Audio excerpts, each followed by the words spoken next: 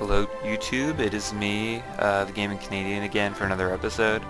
I just want to apologize real quick. I know it's been a while since I've posted a video. The last video I posted I think was a little bit before Christmas weekend. And the reason why I didn't post any, well, there are actually a couple reasons. First off, I was busy seeing people, as I mentioned in my last video, like friends I hadn't seen for a while. And secondly, I was doing all the various Steam achievements, getting coal and all that stuff during the holiday sales. So now I am back. However, this video has been delayed a few days because, unfortunately, I ran out of time on my Sony Vegas trial. So I'm going to get that resolved in a couple days. So this video will have been delayed. But anyway, without further ado, today I'm going to show you guys a game called Trine, which was done by Frozenbyte, which is a pretty big indie developer. And Trine 2 just came out, so I figured, heck, I don't have Trine 2, but I might as well show off Trine 1 so that people understand what the game is at least about if they're interested. So I'm going to choose a level here because I don't want to start out in the middle of the game. So we'll do Academy Hallways. And it's funny, the reason I started playing Trine 2 is because of the Steam achievement for it. So I actually hadn't played it before I was quote-unquote forced to play it. But the control mechanics are very solid, and it's really well done with the graphics and everything. It's very well polished overall. Sorry, I'm cutting off what everybody's saying, but anyways, I can choose between these three characters. So this guy right here, he's the general warrior. Left click is sword, right click is shield. You see the health bar, and there's no running abilities, but just walk around and do stuff like that. And yeah, to change characters you press 1, 2, or 3. So if I want to be the I just call it the stealth person. It reminds me a lot of like an assassin type, but she does ranged attacks, which if you hold the arrow together it makes it much more accurate than if you just like do that. So it's better for like attacking archer skeletons and stuff. And she's just really good at jumping in general, and her other ability is that she can latch on to, like that was a bad example trying to latch onto that board, but there we go. Do stuff like that, which is handy. And then lastly, I'm just going to show you all these three real quick. You have the wizard, who, I don't really know what, I forgot, oh yeah, this can shoot. This isn't the object I thought it was, but okay, first I'm going to take care of this guy. And this guy.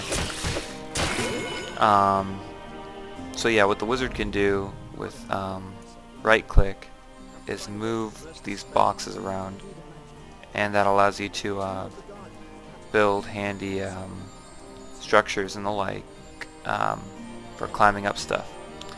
So here we go. And well, I can't get up there, but the assassin, can easily get up there. And then you have Night Guy. He's like the worst out of all the jumpers, I think. But yeah, so it's pretty simple. Also, the other ability that the wizard can do is he can make one box at a time, and you learn that he can do other stuff later, but that's the basic one. But if you make another box, like let's say I'm like, I'll just leave that there and I'm going to make another one here. And you can make them of all different sizes. Then the first one you made will disappear. So just keep that in mind. It's kind of bugged me a bit, but it's definitely workable. Whoops. I was looking for that person. Also, one side note with the wizard. Notice how his mana bar goes down whenever you do anything with magic, creating boxes. So you just be mindful of that, because if you run out of mana, you can't build any more stuff. Although it's fairly easy to find this stuff in the game, so I wouldn't worry about it too much. And you want to collect these vials because they give you experience and or energy or health. But usually it's just energy and experience. Okay, perfect. I can attack this archer, show you what that's about. And it takes about 2 good hits with the bow and arrow to kill them. So there we go. And that right there is a checkpoint that I picked up that I didn't really show off because I was running away from those things. But yeah, so this is when I can use the wizard's ability. So right click, I take control of that, wheel the barrel over, boom, bust through. So the wizard comes in handy a lot more than you'd think. So you're like, oh, it's just a wizard, you know, what can he do? But actually it's very helpful. There we go. And stuff, enemies don't always drop stuff. That's what I meant to say. But it's still good to get stuff from them. Ooh. Okay. Dang it. Okay, there's a couple things that take a bit getting used to. Like with this, I have to kind of swing my way back and forth here, and then jump. Okay, I failed at that, but I'm going to do more fighting here, show what the shield does. So, if you know how to use the shield properly, which I usually neglect doing because I just like going full out slashing, hack and slash. Yeah, if you know how to use the shield correctly though, then you will usually not take that much damage if you're only going against a couple guys. So just keep that in mind. So for getting over these boxes, a handy thing you can do, or spikes rather, handy thing you can do is you can make a box with the wizard, and then that protects you. I didn't really need to do that there, but I just wanted to point that out. I'm going to try getting up here now. Oh, perfect. There we go. See, you kind of got to swing yourself up like that, and then it's quite a bit easier. So, oh boy, what's going on here? Okay, this is when you want to begin. Oh, whoops. I held my shield down, but it was facing the wrong direction. Oh, that's what happens when you got 2 enemies from 2 sides. You don't usually counter properly. So I only have half my health left, but... Okay, block that. Oh yeah, there's no shield really for the arch. Sorry, for the assassin person, which kind of sucks. But she's not meant to be the real buff. She's meant to be like the stealthy person who can get around really well. So you just want to use the 3 people. I actually use them pretty equally, although I will say I tend to use... Oh, ow. That's when you want the box. In fact, I'm going to make a box as a safety here. I tend to use all 3 of them pretty evenly because I mean, I like to use this assassin person. I like to use her more often because I think it's more fun to swing around on ropes and stuff. But it's also more dangerous because she's a lot more prone to easy death like that if you're not careful. Whereas if you're a bulky knight, you can just hold shield down and run through fireballs. And yeah, see how the... I'll actually show what happens when you die. Although I would like to get these items first. Come on, swing up. There we go. So I got my energy back. Yeah, you're just a lot more nimble with... Oh, managed to knock these guys down. Oops. So when you die, that happens, and you switch to another character, spawns either in the place of the character who died or near it. And I'll show you how I can get my assassin friend back here. Oops. Oh, don't die. I can't have you die on me. This is when shield comes in handy. Oh, are you kidding? Oh, I thought that was the checkpoint. Well, I'm gonna have to... Wizard, you can actually attack too, surprisingly. You can drop boxes on people. But they can also destroy the boxes. I'm failing. Hold on. Cool, I got the checkpoint. So now they all come back. They both come back with half health. I'm trying to demonstrate what I can do with attacks here, but it's not working because they keep charging me. Alright, switch. No, wrong person. See, this is when if you really want to just hack and slash through everything, you can do it. And it's not a big deal at all. So, in a case like that, that's what you want to do.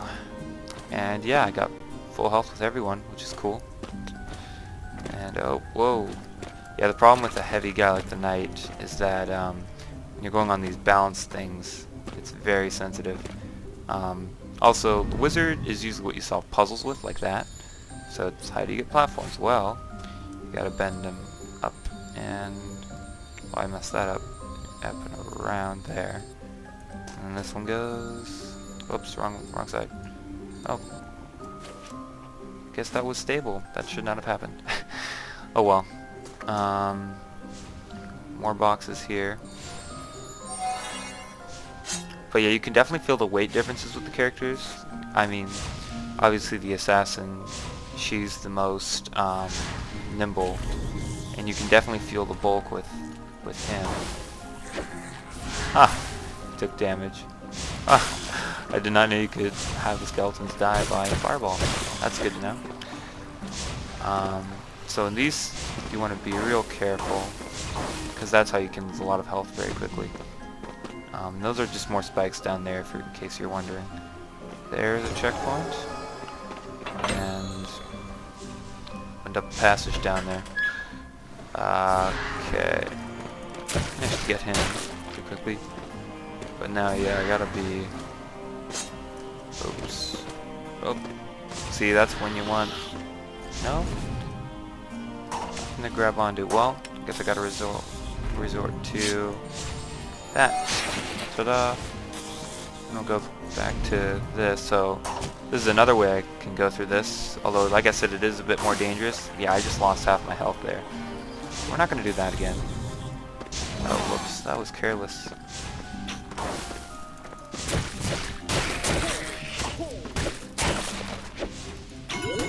There we go. And that is how you properly use that stuff. And there's a checkpoint. And that was not smart. Okay. Let's try to get through this part. Come on. Oh no. You had to destroy that, didn't you? Okay, let's try this again. So this game, I mean, it's very creative for a platformer and how you solve stuff, but by no means is it not. I mean, it's still pretty demanding on the actions scale of things, because you do have to like know general rule of thumb of a platformer. You can't just walk into this being good at puzzles and expect to do good in this game. You need to have at least I'd recommend having some experience. I'm playing on normal though, so there are more enemies and probably more difficult things on it than there would be normally, but I mean, later in the game, I've had some really tough puzzles to get through, which is all good, you know. That's the whole point of this, is that it's a challenging one. And that's a nice little trick. Somehow I didn't get crushed. Alright, let's shoot more. So I'm just quick shooting, which, like I said, it takes 3 hits to kill him if you do that. And I'm about to die. That didn't work at all. So yeah, the assassin definitely dies the easiest. Okay, I need health now. I hope that guy doesn't hit me. Oh good, I got health. So I can rage and block that.